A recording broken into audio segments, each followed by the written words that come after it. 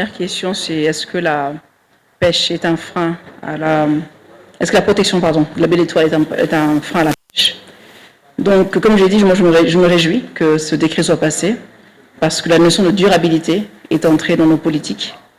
La notion de protection de l'environnement, qui est à la base même, effectivement, d'une économie prospère, est entrée dans nos politiques.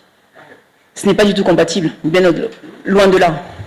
Ce sont des espaces où vous avez des nurseries de poissons. Si vous n'avez pas, les poissons ne feront pas d'œufs, forcément, effectivement, vous coupez la chaîne, vous cassez la chaîne et vous ne pouvez plus, effectivement, vous ne serez pas étonné d'avoir une capture qui diminue et qui s'effondre d'ailleurs.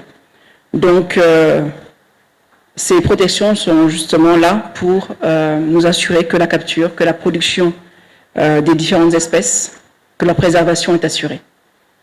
Aujourd'hui, il faut savoir que la baie de l'Étoile est au milieu de la ville de Nouadhibou et que vous avez effectivement des eaux usées, par exemple, qui se déversent dans ces nurseries, donc qui les détruisent. L'idée n'est pas effectivement de déménager les populations, loin de là.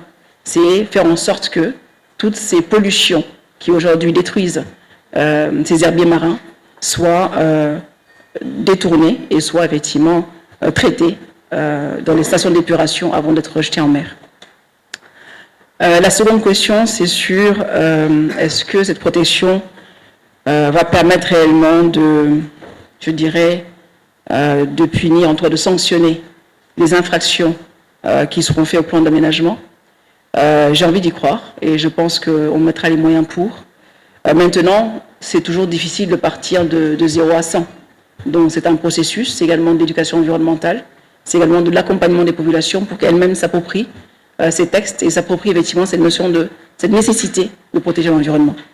Le banc d'Arguin a aujourd'hui quelques années de protection derrière lui et on a vu effectivement, bien sûr, il demeure des problématiques à résoudre, il demeure effectivement, j'ai envie de dire, une pêche qui n'est pas autorisée. Mais j'ai envie de dire également que celle-ci est quand même minime par rapport à la réalité du banc d'Arguin. Aujourd'hui, le banc d'Arguin est quand même salué comme un espace protégé qui est classé parmi les espaces protégés les plus en vue au monde et qui attire beaucoup de scientifiques justement pour de la recherche. Donc, il y a de l'amélioration, il y a une marge de manœuvre pour l'amélioration et le banc d'Arguin travaille dessus, mais toutes les aires, les espaces qui ont été protégés par le ministère de l'Environnement, on s'assurera que les plans d'aménagement sont des plans d'aménagement réalistes aussi, il faut le dire. On ne peut pas aller comme j'ai dit, de 0 à 100. Donc, on peut effectivement monter en puissance et toujours, en fait, en accompagnant les populations parce que c'est elles qui vivent sur place. Je vous remercie.